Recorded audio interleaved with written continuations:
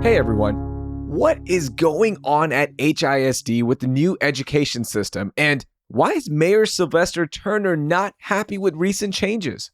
Plus, a constable who allegedly violated a federal regulation was rehired days after he resigned from another precinct is raising a lot of questions. It's time to recap the week with Pulitzer Prize finalist Evan Mintz and dynamic media personality Antréchelle Nova. It's Friday, July 28th, 2023. I'm Raheel Ramzanali, and here's what Houston's talking about. Evan, Antréchelle, good morning. How are y'all doing? What's up, Antréchelle? What's up? Good morning. Happy Friday. Yeah, we made it. How are you doing, Evan? I am doing great. I got rained this week. It rained. I am so happy.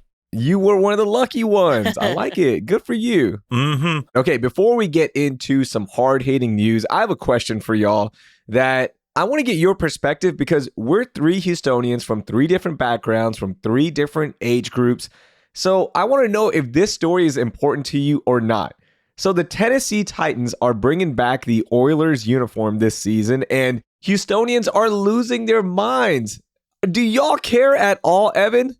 That's ours. We're the Oilers. I think it is a shame that when the Oilers moved and became the Tennessee Titans, that they took all the Oilers nostalgia with them. We should have been able to hold on to that. And then when we got another team, just make them the Oilers again. No offense to the Texans, but come on. Boring name. You guys, as a newborn baby, not knowing anything about sports, the first picture that the world saw me in, I had on a Love You Blue shirt. Mm-hmm. Give us back our Oilers. That's ours. Like, why y'all couldn't change the name to something else? And yeah, I'm offended. I feel like, that's scandalo. How dare they? You guys are going to hate me for this, but you ready? I have a hot take. Yeah, go ahead. I think we're being crybabies about this. Let it go. Raheel. They left us. They No. left us. And it's a team that didn't win a championship. We're acting like this is the Astros leaving us or the Houston Rockets from the 90s. Come on, get over it. We've got deep steel blue and battle red. So let's support the Texans. The Oilers have moved on. We can still support the colors and rock the Columbia blue. But come on, it's time to move on. It's okay. Who cares? Boo. That's like saying my little brother moved away. He's no longer a part of the family. No, we still love him. No, your little brother decided to move away and said, I'm good. I don't like this house, actually. But we can still call him over for Thanksgiving. Yeah. Oh, Houston is a city so lacking for culture, so lacking for history. We don't hold on to stuff. We tear it down. And when we have something, we give it away. We let it leave. No, I think whatever we've got to hold on with dear life. Mm-hmm. All right. Okay, see, this is why I wanted to get everyone's opinions. All right, let's get into some news. What was your biggest story of the week, Antréchelle? So listen, everybody has heard about the new education system model to eliminate librarians and to turn the libraries into in-school detention centers. And Mayor Turner said, Mike Miles, baby, you have gone too far. And I agree. Now, during the city council meeting on Wednesday morning, Sylvester Turner asked Superintendent Mike Miles to reverse course on his policy to related libraries. Mike plans to cut librarians at most of the 85 NES and NES-aligned schools and convert the libraries into team centers where misbehaved students will watch their class on Zoom. Now, this is what Mayor Turner had to say. He said, when you close the libraries, you have gone too far. And adding that Miles is dismantling the largest educational district in the state of Texas. You cannot educate the kids and close the libraries and then turn them into disciplinary centers. What's the message that you're telling our kids? And that's my point on that, y'all. What message are we now sending saying you don't need to read? You don't need to come and learn, but you can use this space to hold or in-house detention. What happened to the classrooms that were sitting on the side or in the bungalows where we used to house our in-house suspension or misbehaving students? Why do we have to take the libraries, guys? So one thing to add to this, just to get the facts out there, the books are still going to be there, and they are going to have an honor system where students can go check out books. So it's not like they're getting away with all the books or anything like that. And that is the whole point, Antréchelle. Reading into this, they want students who are facing disciplinary issues not to be in a box. They still want to be able to get classroom instruction via Zoom. There's going to be groups broken out as well. So it'll be a more collaborative approach to the discipline. So they're trying something out and they're trying to see if this will work at these schools. So I just want to point that out just in case people haven't read the story. But in the library, like, you guys remember in-house suspension? It's just another classroom that's like off the side to the gym or in the old part of the school, right? It's not as fun. They can still watch their Zoom classes in there, right? Why do we have to overtake the library? Why? I'm trying to give them just the benefit of a doubt in all of this and hoping that it goes well. Maybe the thought is that if you're in a room surrounded by books, it still feels like an academic setting. But it's the loss of the librarians is part of this plan that really disturbs me. That those are important roles for helping kids navigate books, experience literature and knowledge outside of what you normally get in the classroom. And at the same time, they're firing all these folks in central administration, which I get as an idea of trying to free up the budget and cut unnecessary positions. But at the same time, they're telling these administrators that you can't take breaks, you can't take vacations, we need you there to work weekends. If you're cutting so far into the meat that you're hitting bone, I'm skeptical. Now, Evan, to your point where you're saying you're trying to give them the benefit of the doubt, you can't tell one side without telling the other. Superintendent Mike said you will see firsthand the unique attributes of this model and its ability to support student achievement. The superintendent also stated that in most campuses, we position team centers and libraries because they provide a physical space to support differentiated learning experiences and are centrally located within the campus itself. So that goes to the point when I was saying, well, it's normally in the back. Like, why wouldn't we do that? So I'm just trying to be fair in the story, so I can say, okay, this is what the mayor said and this is what the superintendent said. I see where he's going with this, but I am still just like Evan. Why do they have to lose their jobs? And why do they need to be in the library? So the librarians will get reassigned roles within HISD, so they are not losing their jobs, but they are losing their privilege to work in a library. So yeah, like that does suck. So there are a lot of different, moving parts in all of this. And by the way, the Houston Chronicle had a really good op-ed today where they looked at these Zoom rooms. That's what they're calling them, where these detention centers pretty much turn into an extra room to learn, right? Like we talked about. But they had a really good look at it and a look at one of the NES schools. I've linked that story in our show notes. So if you want to take a further look at what these schools will look like before August 28th, which is the first day of HISD returning to school, you can check that out in our show notes. So there's a lot going on. Of course, this is a very heated topic because of the changes, because of the takeover, because of the drastic implementation of new systems that are being put in place by Mike Miles. So we'll keep tabs on this story. But hey, let's see if it works, right? Let's give them the benefit of the doubt. Evan, how about you? What was the biggest story of the week? I think the biggest story of the week is the ongoing crisis at Texas A&M. I mean, Reveille must be burying her head in the sand in shame about what's going on over there. The top headline is that the Texas A&M professor was put on suspension for criticizing Lieutenant Governor Dan Patrick in a lecture. What happened is that Professor Joy Alonzo gave a lecture on opioids at UTMB, another school, and a student there, who just so happened to be the daughter of Land Commissioner Don Buckingham, reported that she disparaged our beautiful, amazing, gorgeous, brilliant Lieutenant Governor. And through the grapevine, it got up to Patrick's chief of staff, who then started talking with Texas A&M Chancellor John Sharp, and who said that Alonzo was placed on administrative leave pending investigation. I think that criticizing elected officials and their policies is probably one of the safest territories for anyone to go into. That's why they exist, to be criticized. Politicians are out there for us to poke at them and criticize them. Scott Braddock of the Quorum Report, probably the most plugged-in reporter in Austin, called the whole affair straight-up authoritarianism, and even some conservative pundits are weighing in. Brad Palumbo at Based Politics said folks should be, quote, calling out Dan Patrick's office and the Texas A&M administrators for one of the most egregious cancel culture cases yet. And all of this follows some instances where Patrick shut down a book event at a state museum for the book Forget the Alamo and banning reporters from the floor of the Senate. Meanwhile, Texas A&M president Catherine Banks has resigned around fallout of the failed hiring of journalism professor Dr. Kathleen McElroy to lead the school's journalism program. McElroy is an incredible leader in the field. She was director of the University of Texas School of Journalism. She has 20 years of experience in journalism. She has a doctorate, and her dad was a groundbreaking journalist in Houston's 3rd Ward. But apparently the muckety-mucks at A&M didn't like her focus on race and journalism, and the school did a bait and switch on her hiring from a tenured position to a 5-year contract to 1 year at will. And in the end, she just stayed at UT. Now, I often try to defend Texas A&M, and which is rare for a Rice grad, I know. But it's a school that really contributes to humanities knowledge.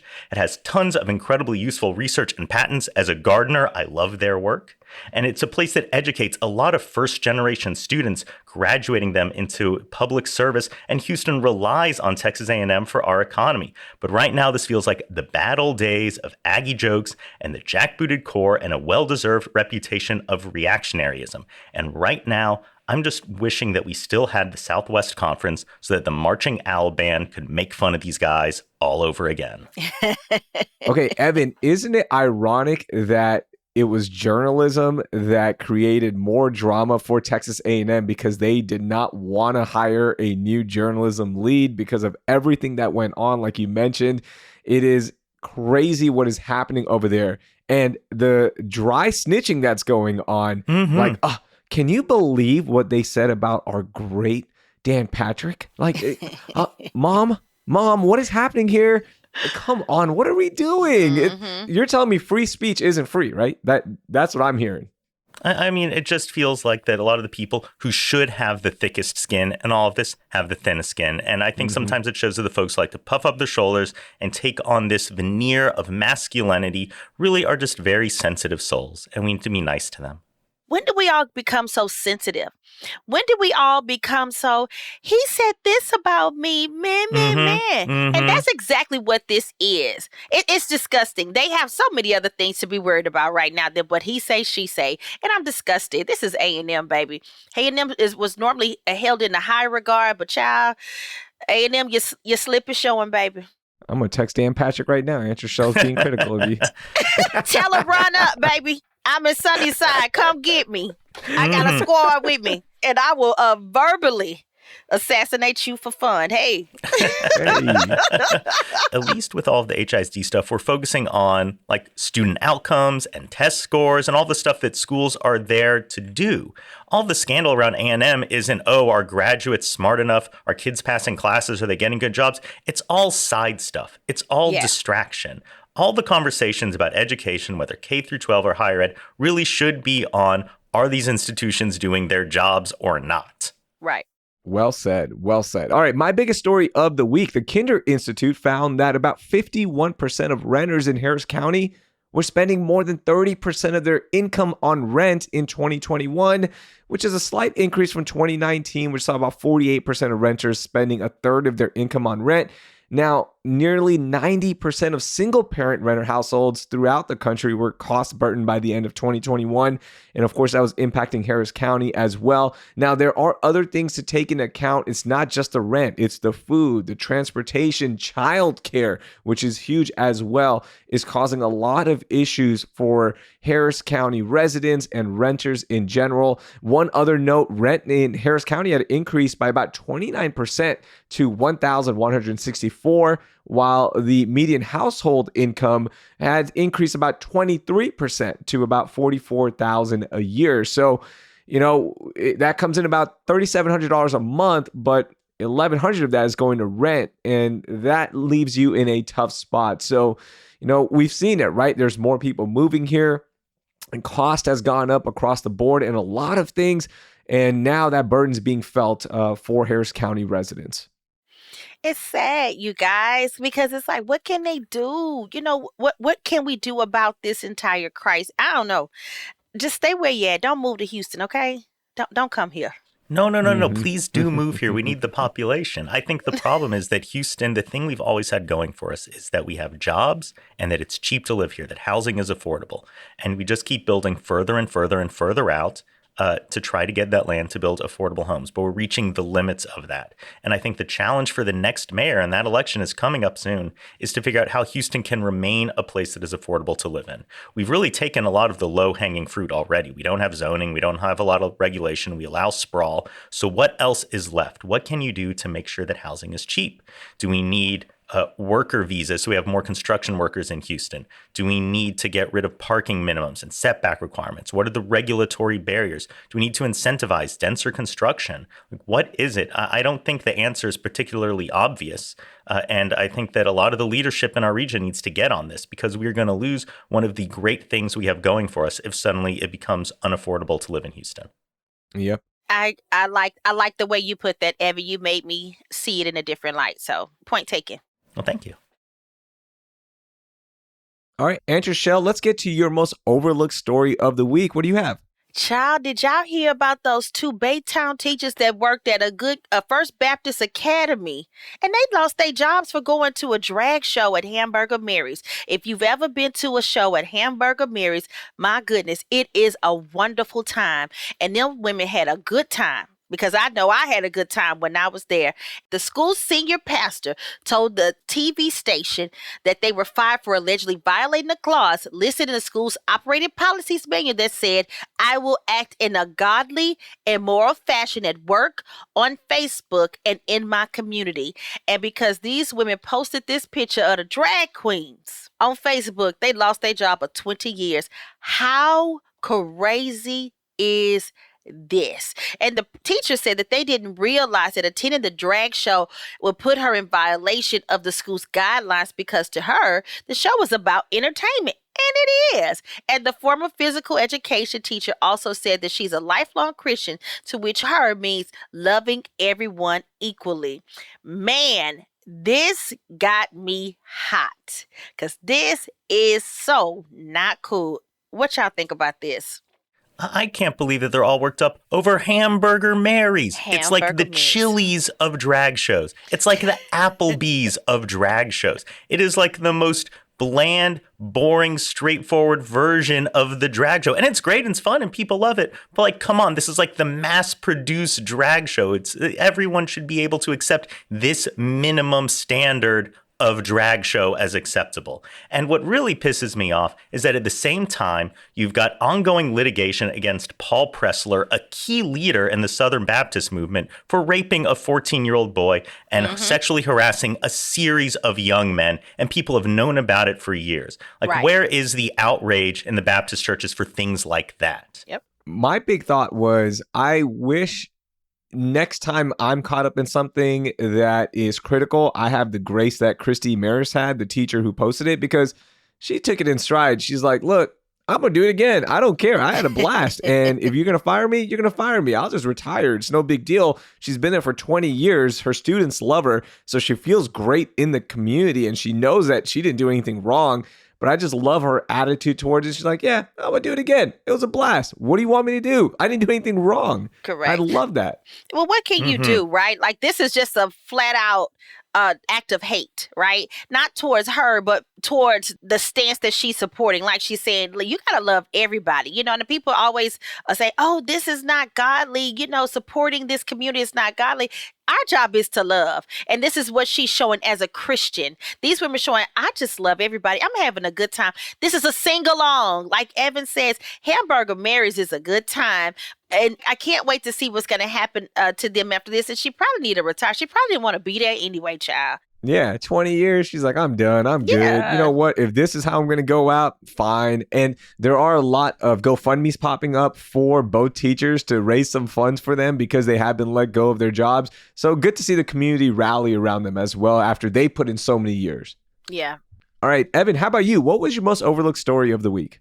I think the most overlooked story this week is this crisis in the constable's office. A former constable deputy in Harris County Precinct 1 resigned this week while he's under investigation for having a GPS jammer in his vehicle that violates federal regulation and also local regulation because they're worried that officers use this to work an extra job while on duty. But the moment he left Precinct 1, he was rehired in constable office Precinct 6. And this also follows another scandal in which he unleashed his canine, his dog, on an unarmed civilian, allowing the dog to tear into his shoulder for nearly a minute while he was being handcuffed. And as the dog was pulled away, you can hear in the background a constable cheering the whole thing going on. One of the other constables involved in this attack died by suicide shortly after confessing to sexually abusing multiple children he drugged. Now, the big scandal here is that we allow officers to get away with bad behavior, moving from department to department to department without having their licenses revoked.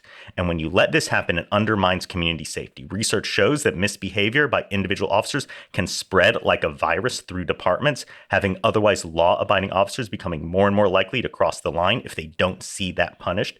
And allowing officers to get away with bad behavior undermines trust in law enforcement. People who don't trust officers are less likely to report crimes and cooperate with investigations, and prosecutors can struggle to convict real bad, dangerous people who pose threats to the public if jurors don't believe the testimony of rogue cops. Earlier this year, Texas 2036 published an excellent report on the problem of wandering officers who rack up controversies and travel from department to department, and they have called for TCOL, the state oversight agency, to really be bolstered up to stop this sort of thing from happening. The legislature didn't do anything bad, but they just kind of kicked the can on this, waiting for the next session to do something more robust. But big picture, this system of constables in Harris County really doesn't make any sense. We have overlapping agencies that are inherently inefficient, ineffective. They don't really tackle violent crime. They waste a lot of money. There's no civilian oversight. The Kinder Institute published a study a few years ago on how it wastes millions of dollars. I wrote an op-ed saying we just needed to get rid of them, and the San Antonio Express-News has called for a constitutional amendment to eliminate them. You wouldn't design any sort of law enforcement system like this from the ground up, and we're stuck with a broken one right now, and we're dealing with the consequences. So what do you think happens with this, the case specifically, and then in general with that system? Like, what happens? I don't know what happens, but if it's anything like a lot of the scandals we see in law enforcement, it's probably just going to disappear from the headlines and go away. It's really hard to fire officers. It is hard to revoke their licenses. And I think we need to have a very straightforward, objective standard where if you violate public trust, if you break rules multiple times, that we take your license away. The same way you disbar a lawyer, the same way you take away a teacher's license, the same way you take away a doctor's certification. That these positions that have significant amounts of public trust need to be held to the highest standard. Well said. Yeah. If you would get fired from another job for doing this, you should be fired as a police officer. And Absolutely. I think that police officers do important, critical roles in society. They have dangerous jobs. And I think that we need to reward that with good pay, good retirement, general respect. But it doesn't mean that we shouldn't be able to fire the bad ones. All right, my most overlooked story of the week, we stick within the police category. The head of the Houston Police Officers Union, Douglas Griffith, is calling for a change at the top of the Houston Forensic Sciences Center by wanting the Forensic Center's president, Dr. Peter Stout, to resign. Now, what's happening is there's a backlog of cases, whether it be rape kits, evidence, there's just a big backlog. Now, the drama starts here because HPD ran the center and it was a mess before a group took it over in 2012, and it was really bad. Now, cases are being outsourced and evidence is being run by another group, but in general, the HPDU wants a change at the top because it is hurting cases, trying to solve cases, and as Douglas Griffith put it, we're putting criminals back on the street because this is a major part of solving crimes. I generally trust the police union about as far as I could throw them. The Texas Observer had a great piece a little while ago about how the new leadership in the crime lab has really turned it around and really improved things. Yes, there's a massive backlog, and I think they need more funding to build it out. But I would believe this more if I heard it, say, from the police chief or the mayor or the sheriff. But as you pointed out, the whole forensics lab used to be under the police. They separated out for best practice. And the sense I get is just the police are mad that they're not in charge anymore. I think that the call to action there should be that we can close this backlog by giving them more resources, doing more hiring, dismissing unnecessary low-level cases, and focus on the big cases. And the fact that they're calling for firing at the top rather than systemic reforms that, could actually be connected to improving the pipeline, makes me think that the call to action is a little over the top.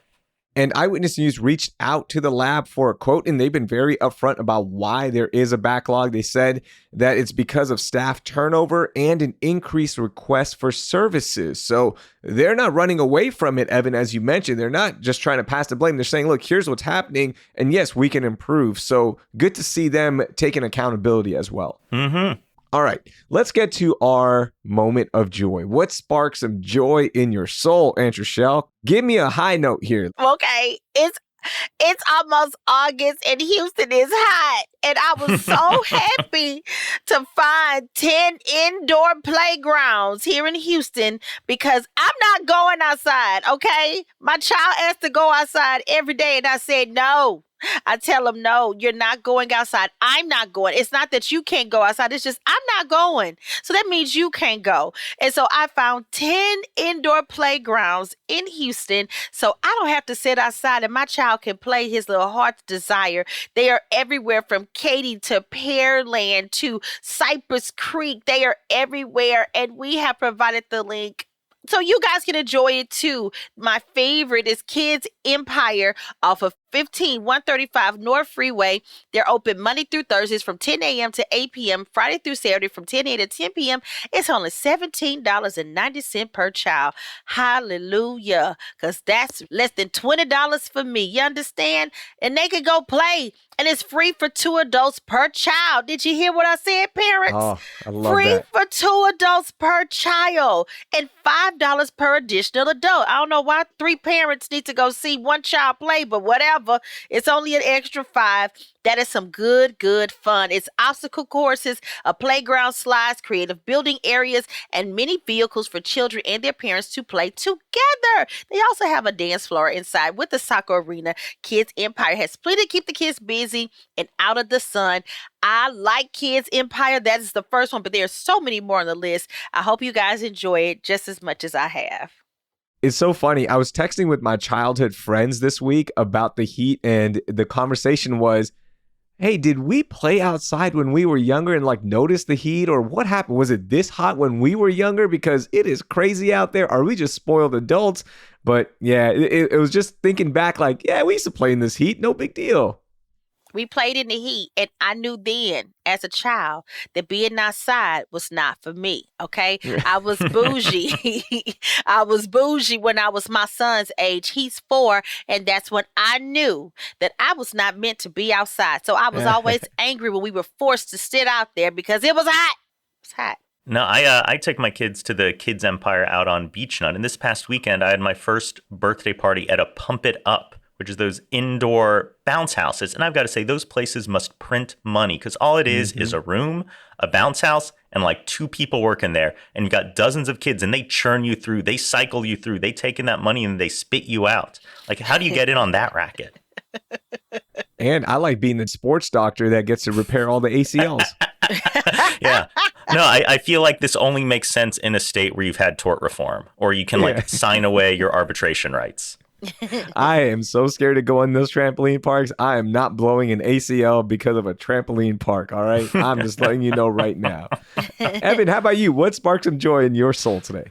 What sparked joy for me is the Houston Endowment's announcement of their plan to truly tackle homelessness in Houston. They've got a $15 million grant to fund 4 key Houston area organizations: the Houston Coalition for the Homeless, Search Homeless, The Beacon, and U.S. Vets. And what really stands out to me about this is how Houston is taking on homelessness successfully, that we have reduced our homeless population by 25,000 over the past few years at a time when other major cities see their population growing.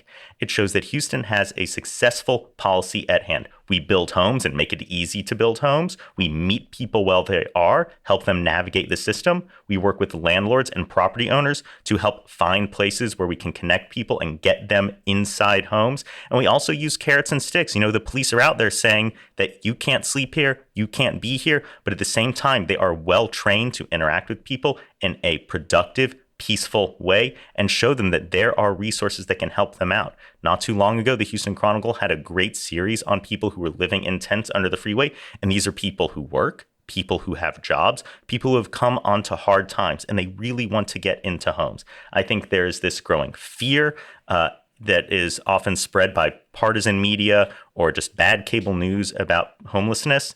And we have solutions here in Houston. Rarely do we focus on the things we do well. We don't like to talk about ourselves too much. I think a lot of the national media overlooks us. But right now, folks from the New York Times on down are looking at Houston and saying they have a successful model here. How can we replicate it in other places? And I think we need to be loud and proud about that. Absolutely. Be loud and proud, lead the way, and change society. I love that. I love that. it. All right, my moment of joy. Texans training camp started this week, and we're one step closer to football returning on the pro level and college football as well. But the big story from the week was that Texans wide receiver John Mechie III returned to the field after missing his rookie year out of Alabama after a fight with leukemia. So he returned. He is going to work his way back up. He was a second-round draft pick, and there's a lot of potential there for this young wide receiver. But I love seeing that he is fighting, and he is not letting leukemia define his life. So I'd love to see that, and best of luck to him. That's a real good, feel-good story. Absolutely. All right. Antréchelle, Evan, thank you so much. That was a lot of fun. Enjoy your weekends, and we will talk to you down the road. All right, be easy. Talk to y'all later. Stay cool out there.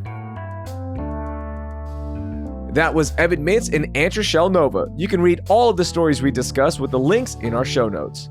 Before we go, are you looking for something to do around town this weekend? Well, subscribe to our newsletter, Hey Houston, at houston.citycast.fm for the latest and greatest events happening around H-Town. That will do it for this week here on CityCast Houston. Our lead producer is Dina Kespa. Our producer is Carleon Jones. Our newsletter editor is Brooke Lewis. And the host is me, Raheel Ramzanali. Our music is by the band All the Kimonos. We'll be back on Monday with a look at how you can stay safe from a new wave of crimes sweeping H-Town. Thank you for listening, and I hope you learned something new.